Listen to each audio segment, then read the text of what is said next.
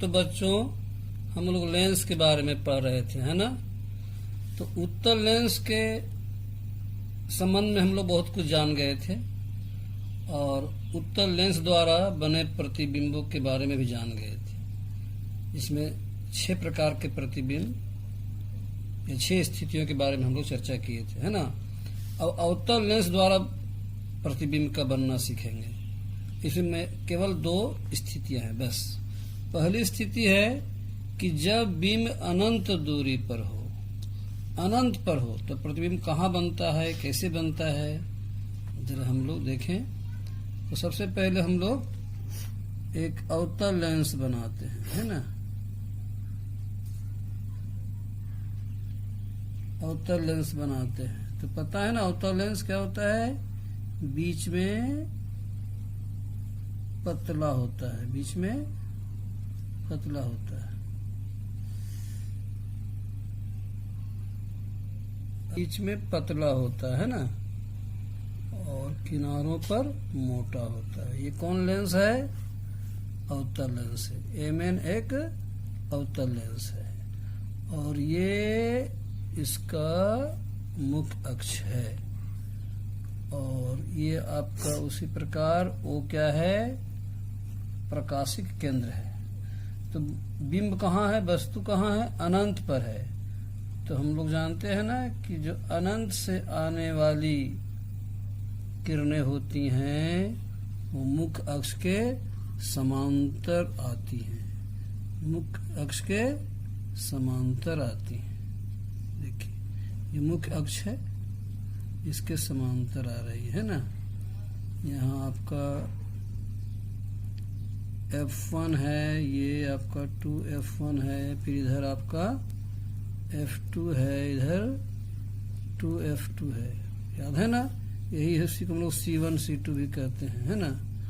तो ये अनंत दूरी से जो किरणें आ रही हैं ये क्या होती है, मुख्य अक्ष के समांतर होती हैं। और हम लोग जानते ही हैं कि अवतल लेंस से जो अपवर्तन होता है किरणों का वो अपसृत हो जाती है, मतलब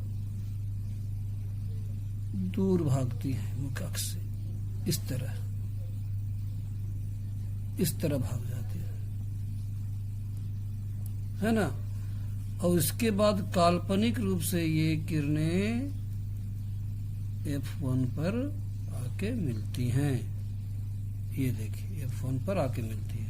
तो प्रतिबिंब कहाँ बनता है, F1 पर, है ना। तुम लोग क्या लिखेंगे, जब बिंब अनंत पर हो तो प्रतिबिंब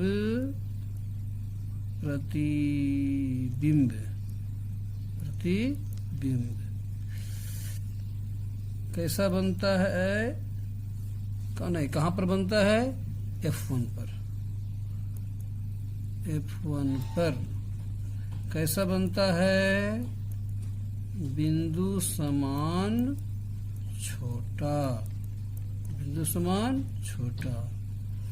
और चूंकि ये काल्पनिक रूप से है ना, आभासी रूप से, वास्तविक रूप से तो नहीं कट रहा है, इसलिए ये कैसा होगा, सीधा होगा।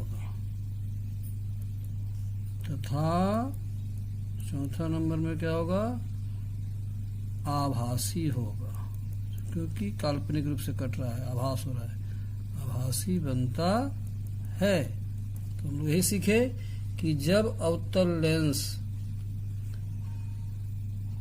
के सामने अनंत दूरी पर अगर वस्तु हो तो वो जो प्रतिबिंब बनेगा वो कहाँ बनेगा, F1 पर बनेगा, बिंदु समान छोटा होगा, सीधा और आभासी होगा। ठीक है। F1 क्या है, स्थिति है। ये बिंदु समान छोटा क्या है, उसकी आकृति है, साइज है। और सीधा और आभासी क्या है, प्रतिबिंब की प्रकृति है ना। ठीक है, इतना याद रखें। फिर हम लोग अगले ये में क्या सीखे हम लोग, कि जब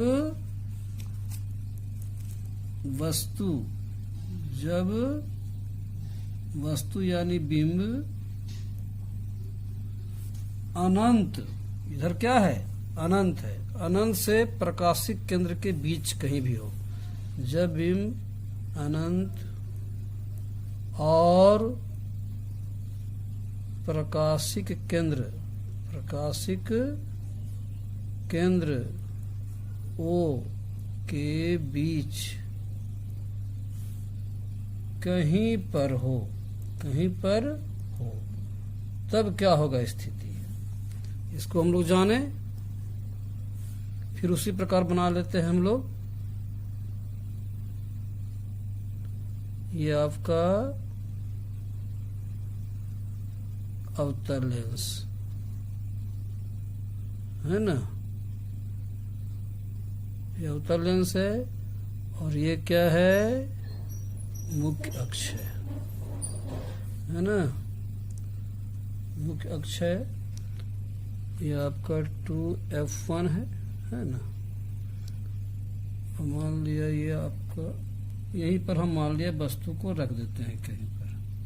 ये ए भी एक वस्तु है जो कहाँ है, यहाँ इधर अनंत है, इधर क्या है अनंत, और ये क्या है प्रकाशिक केंद्र O है। अब इसके बीच में हम कहीं वस्तु को रखें तब प्रतिबिंब कैसा बनता है देखें। एक तो समांतर की आएगी, एक किरण मुख्य अक्ष के समांतर आएगी है ना। ये तो आपका इधर F2 है, इधर 2F2 है, इधर C1 चाहे तो कहे चाहे C2 कहे है ना। और एक किरण प्रकाशिक केंद्र से होते हुए गुजरेगी, ठीक है। तो ये जो है किरण इधर अपसृत हो जाएगी, तब तो ये दोनों किरणें अब अपवर्तन के बाद तो नहीं काटेंगे, तो काल्पनिक रूप से हम लोग इसको यहाँ पर कटाएंगे। काल्पनिक रूप से यहाँ F1 है, कटाएंगे तो यहाँ पर दोनों किरणें कटती है ना। तो AB का प्रतिबिंब यही हो जाएगा A डैश B डैश है ना। तो अब लोग हम लोग अब क्या लिखेंगे, ये MN आपका अवतल लेंस है। तो जब बिंब अनंत, देखिए अनंत है इधर, और प्रकाशिक केंद्र O के बीच में कहीं पर भी हो, तो प्रतिबिंब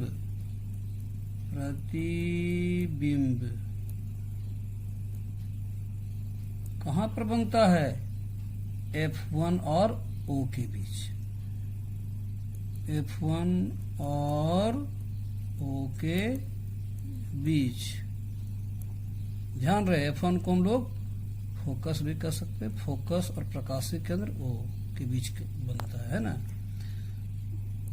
दूसरा कैसा होता है जी, साइज इसका वस्तु से छोटा होता है,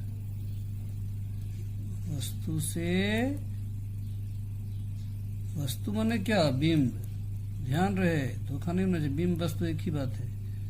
बिंब से क्या होता है, छोटा और सीधा होता है। कैसा होता है, सीधा बनता है। तथा हम लोग चौथा नंबर में क्या ले सकते हैं, आभासी होता है, क्योंकि काल्पनिक रूप से आभासी रूप में कट रहा है, बनता है। बस यही दो शर्त है, याद रखना है। बात समझ में आई कि जब अवतल लेंस के सामने कोई वस्तु अनंत और लेंस के प्रकाशिक केंद्र के बीच में कहीं पर भी होगी, होगा बिंब, तो उसका जो प्रतिबिंब बनेगा वो फोकस और प्रकाशिक केंद्र O के बीच बनेगा।